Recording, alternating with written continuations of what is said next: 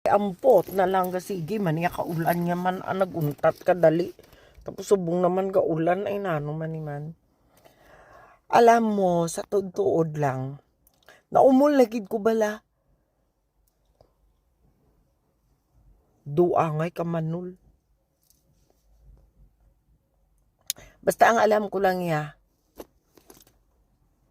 Legit ko. Kung ano man na iyang nabatian nyo, nga istorya sang kabuhi, sang iban, hindi pag-ikumpara. Kay may ari di gani iya, nga mga nagtigulang na lang, nga mga may mga diploma pa, mga nurses pa, may ranggo na sa mga pagka-nurse. Doon nalipay pa sa akong sitwasyon. May ara, balaya, hindi ko naintindihan.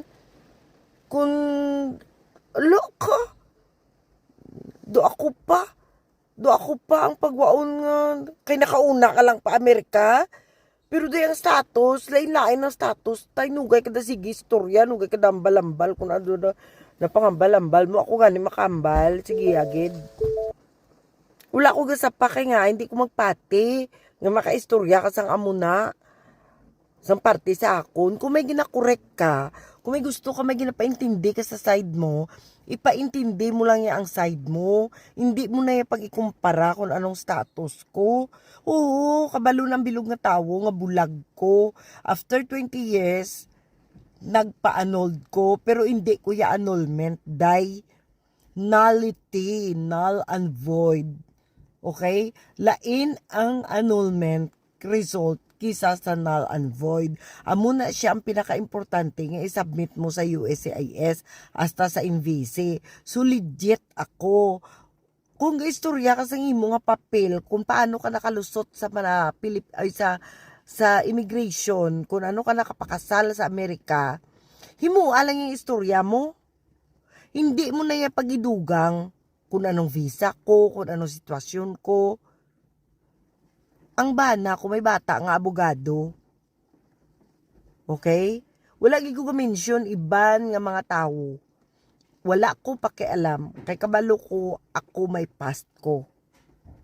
Okay? Kay kung ikaw kaintindi ka, may mga mga manami nga mga ranggo sa Amerika, they are happy for my achievement. Kung ano man yung posisyon ko subong, happy. Ang iba naga-PM, ang iba wala sila nahuya, happy sila sa sitwasyon ko. Kag may arap man mga tao nga taga-aton nga happy. So kung ikaw medyo may kurot kaya kag may tibok kaya sa sitwasyon ko, sa nadangtan ko, hindi mo na kuya pag-ubon. Okay?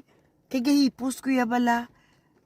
Wala ko ya pangilabot kag wala ko ya pakialam kung ano man yang kanya-kanya sang ano man yang process kung sino man na iyang naghahatag ya sang mga views and opinions nila ya.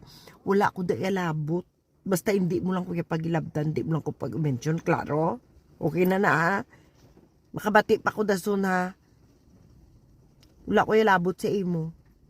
Sa una okay ka sakon, pero nakibot lang ko nga gaiwas ka. Gaiwas ka. Kung hindi ka man sa akon ya, kung naluto ka man to sa piyak, may amo ka na nga nag-istorya sa imo, tipati lang to sila, wala ko labot. Labot ko man ya. Basta hindi lang ko ya pag-unahi. Kaya kung may proof ko nga ginaunahan mo ko, ginaguba mo ko sa mga tao, sa mga kilala kag kilala ko, amula ng paminsaron mo, daya. Madalagan ka man 10 years, 20 years. Nakakatakot pa rin. Kaya wag mo akong siraan.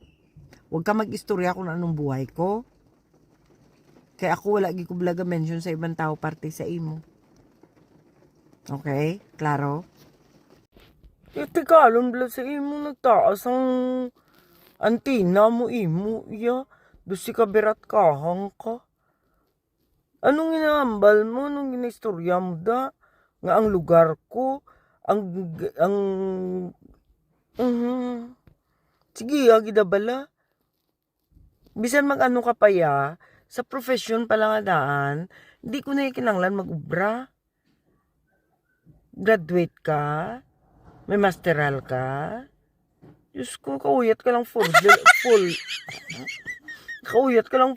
ballpen, kung nakapunggo sa lamisa, matyagan kung manager ka. Nuhangag ka ba na? Sige kaya ka istorya, ginapamangkot kasi iba nyo nadakop-dakop ka lang. Ginalabyan mo, gigabalaya ka istorya ang status ko. Ano ka imo? Yan nung na-insecure mo sa akon. Malayo tayo bala, hindi tayo bala magka-level. Wala, dugaga ka imo ya.